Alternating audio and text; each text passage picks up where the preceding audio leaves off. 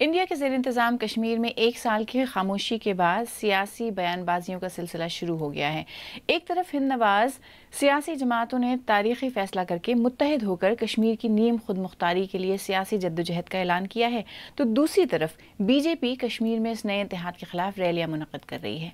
आम लोग इन बयानबाजियों से लाताल्लुक़ हैं, लेकिन 30 साला शोरिश के दौरान ये पहला मौका है कि अलहदगी पसंद हाशिए पर और सियासी मैदान में बीजेपी और हिंद नवाज कश्मीरी ग्रुप एक दूसरे के पर इल्ज़ामात आयद कर रहे हैं।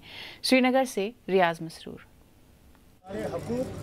तवील नजरबंदी के बाद सियासी रहनुमाओं ने इख्तिलाफात फरामोश करके एक ही छतरी के नीचे जद्दोजहद करने का फैसला किया। जिस वक्त हमारा ये झंडा वापस आएगा, हम उस झंडे को भी उठा लेंगे, मगर जब तक हमारा अपना झंडा डाकुओं ने डाके में ले लिया है, तब तक हम किसी और झंडे को हाथ में नहीं उठाएंगे। फारूक अब्दुल्ला ने भी नई दिल्ली के खिलाफ कई तल्ख बातें की हैं। उन्होंने यहाँ तक कहा कि अगर भारत कश्मीरियों को तन्हा कर देगा तो चीन उनकी मदद करेगा। इन बयानात के खिलाफ बीजेपी ने श्रीनगर में मुजाहिरा किया।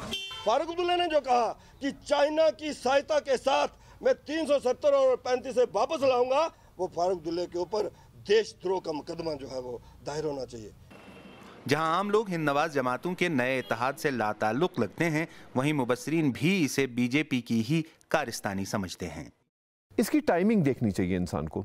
देखिए, भाजपा की सरकार ने बीजेपी की राइट विंग सरकार नहीं अभी तक पिछले एक साल से इन लोगों को बंद रखा था और इनको बोलने की भी इजाज़त नहीं रखी थी। अचानक इनको छोड़ा गया उस मौके पर जबकि बिहार में इलेक्शंस होने वाले हैं। तवील कदगनों और सियासी अदम इस्तेकाम के बाद बयानबाजियों का भले ही सिलसिला फिर से शुरू हो चुका हो, लेकिन कश्मीर में अवामी हुकूमत के आसार अभी भी दूर दूर तक दिखाई नहीं देते।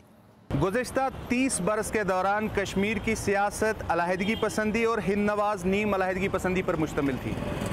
ये पहला मौका है कि एक तरफ बीजेपी है और दूसरी तरफ हिंद नवाजों का सियासी इत्तेहाद, और अलहदगी पसंद बदस्तूर हाशिए पर हैं। रियाज मसरूर, BBC न्यूज़, श्रीनगर।